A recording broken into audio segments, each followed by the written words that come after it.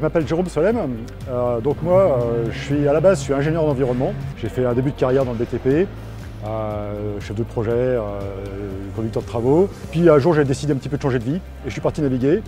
Donc je suis allé passer 3 ans aux Antilles, Martinique. Donc en fait j'ai eu l'occasion de traverser plusieurs fois l'Atlantique et c'est comme ça que j'ai commencé à entrer au fur et à mesure dans la plaisance et dans le monde du bateau. Et puis pour la course au large. Voilà, j'ai commencé en classe 40, Figaro un petit peu aussi en préparation technique. Je suis arrivé dans l'IMOCA assez naturellement en fait.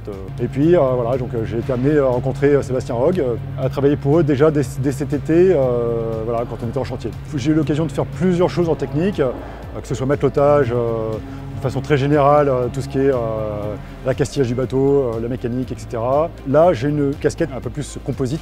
Donc je travaille sur les traves, je travaille sur l'arrière du bateau, là, avec les queues de malais. En gros, ce sont des pièces à l'arrière du bateau qui permettent d'écarter le point de tir d'une voile. Donc là, en l'occurrence, le grand génaqueur ou le petit génac. Ça permet d'avoir une amplitude de travail de la voile plus large et de gagner effectivement en performance. De toute façon, l'objectif final, c'est toujours ça, c'est toujours de gagner en performance. Ces pièces-là, évidemment, c'est des pièces qui sont un petit peu complexes, il y a différentes façons de les faire.